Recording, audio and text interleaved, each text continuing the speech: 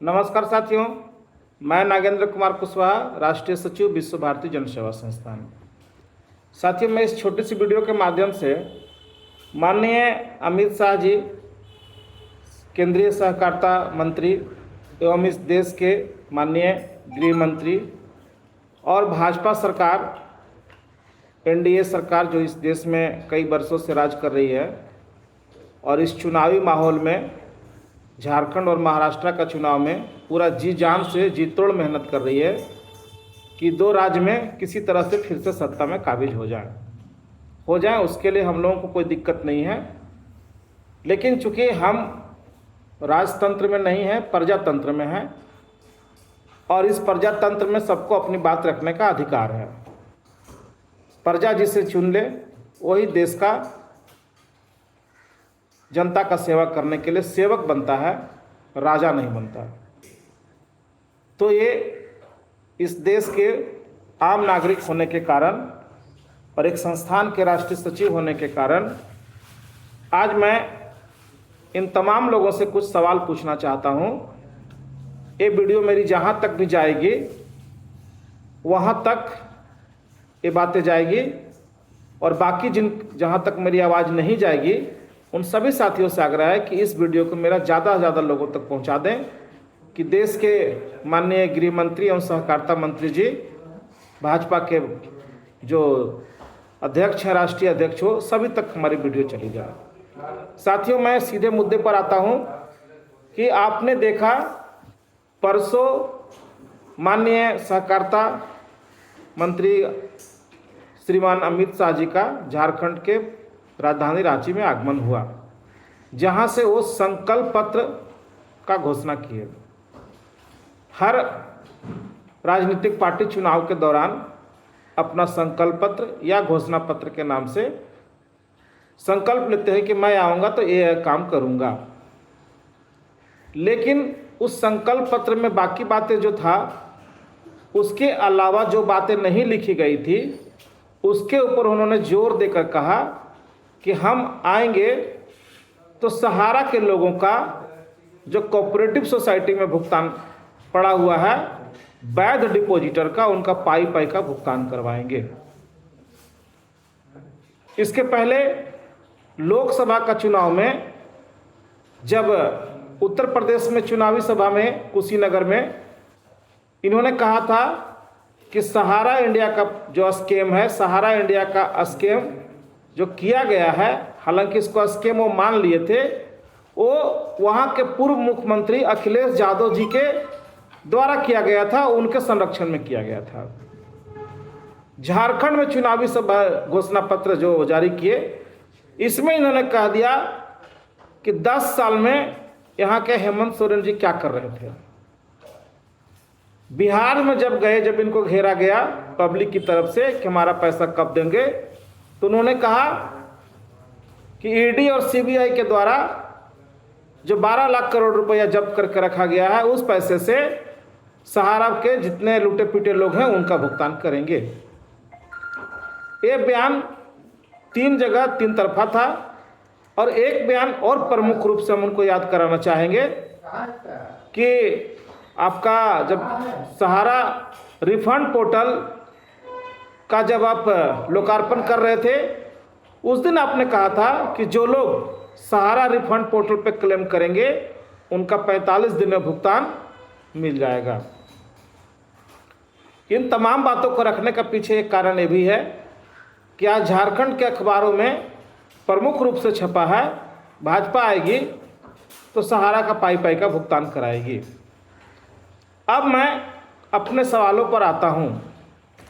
हे मान्यवर देश के गृह मंत्री जी, हे हमारे लोकतंत्र के भगवान, जरा ये बताने का कृपा करें कि आपने जो 3 जगह 3 तरह की बातें किया, अखिलेश यादव जी के अंडर में सहारा कोऑपरेटिव सोसाइटी नहीं है, हेमंत सोरेन जी के हाथों में सहारा क्रेडिट कोऑपरेटिव सोसाइटी नहीं है और न किसी राज्य सरकार के अधीन कोऑपरेटिव सोसाइटी आता है। इसके सीधे सीधे जो केंद्रीय मंत्री हैं वो आप हैं। जब जब चुनाव आता है तब तब आपकी भाषा क्यों बदलने लगती है? आपने समझ क्या रखा है? क्या हम लोग सहारा के जमाकर्ता कोई गाजर मूली हैं?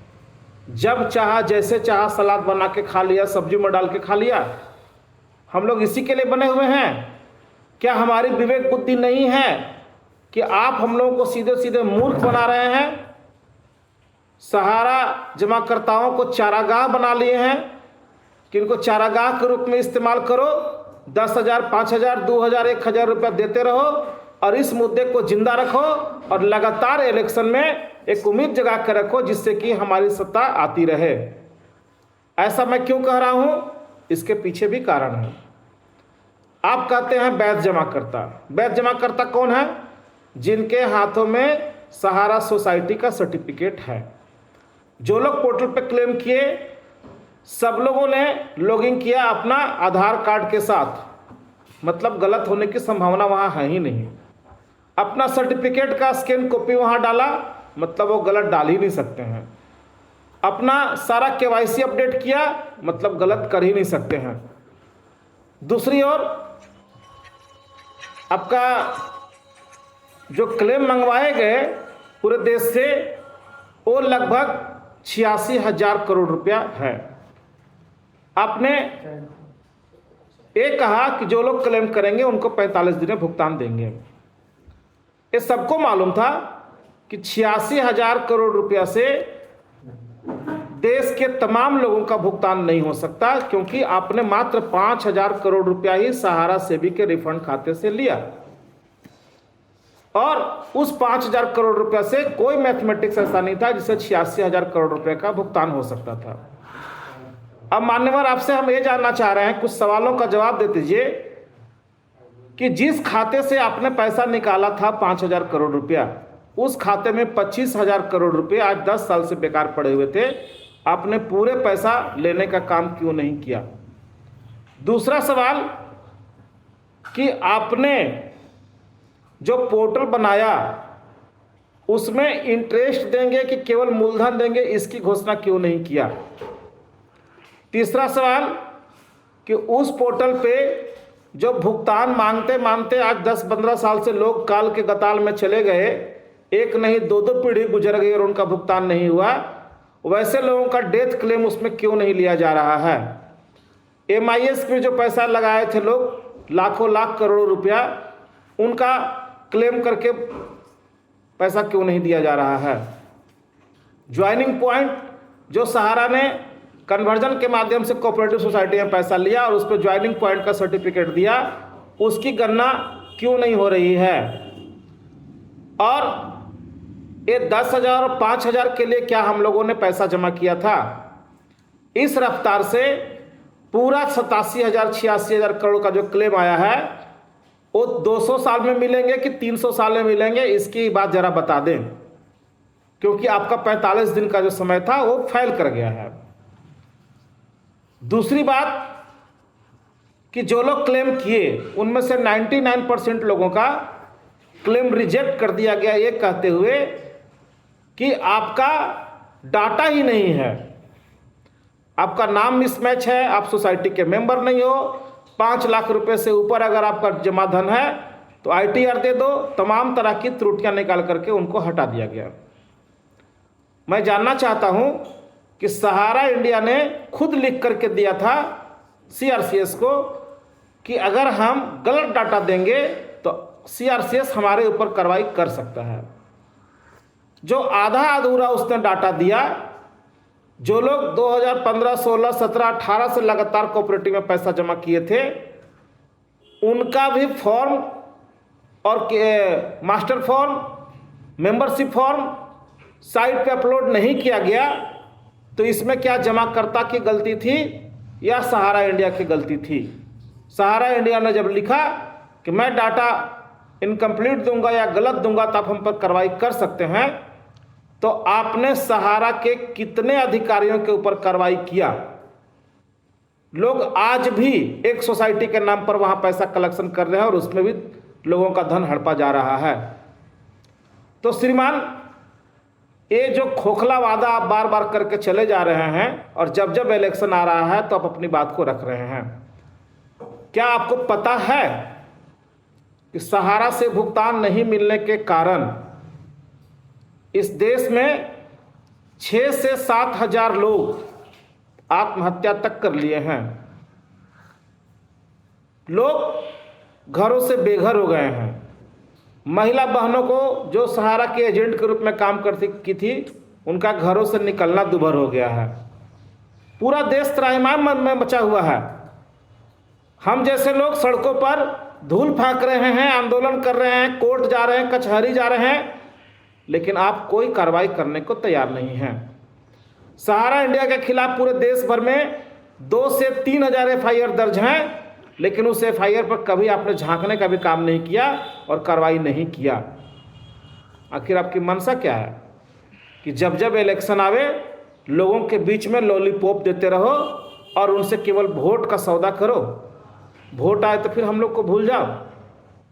श्रीमान जी, हमने आज तक न देखा न सुना कि किसी भी देश का गृह मंत्री इतना निर्लज, इतना बेईमान और इतना झूठ बोलने वाला हो जो अपनी कही गई बातों पर भी अमल न करता हो।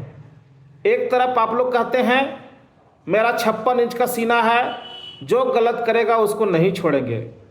सहारा ने इतना गलत किया जो आप खुद भी स्वीकार किए हो कि सहारा ने स्कैम किया, तो स्कैम करने वालों को जगह कहाँ होना चाहिए? कितने अधिकारियों पर आपने कार्रवाई किया? और नहीं किया तो क्यों नहीं किया?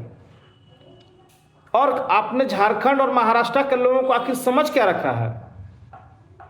आप अभी भी क्यों नहीं घोषणा कर रहे हो कि मैं सत्ता में आऊंगा तो ब्याज समेत 1 महीना के अंदर सबका भुगतान कराऊंगा? और क्यों नहीं करा सकते? क्या सहारा इंडिया अपने आप को दिवालिया घोषित कर लिया है? क्या सहारा इंडिया के पास पैसे नहीं हैं? क्या सहारा इंडिया के पास उतनी संपत्ति नहीं है जो बार बार वो कहता रहा है कि मेरे पास देनदारी से 3 गुना का संपत्ति है? तो और कितना लोगों का जान लेने के बाद आप लोग हम लोगों का पैसा दिलवाइएगा, या इसी तरह से हम लोगों को मोहरा के रूप में इस्तेमाल कीजिएगा? हम गाजर मूली की तरह आपके सामने सलाद और सब्जी में परोसे जाने वाले लोग हैं, या हम इस देश के नागरिक हैं? हमको जो करना है हम लोग तो कर ही रहे हैं, लेकिन इस देश की सरकार जिसको हमने चुन करके वहां भेजा वो क्या कर रही है?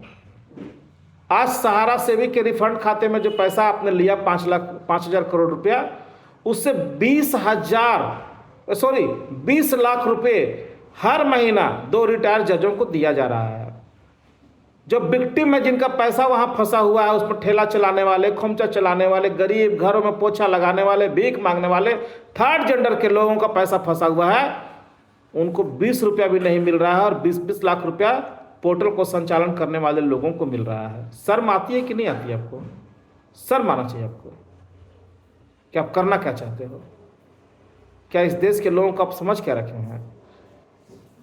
आपने अखबारों में जिस तरह से विज्ञापन दिया, उसी तरह से एक विज्ञापन जल्द से जल्द जारी कीजिए कि हम अगर जीतेंगे तो पाई का भुगतान ब्याज समेत 2 महीना के अंदर कराएंगे। जो लोग गलत किए हैं उनको सजा दिलवाएंगे।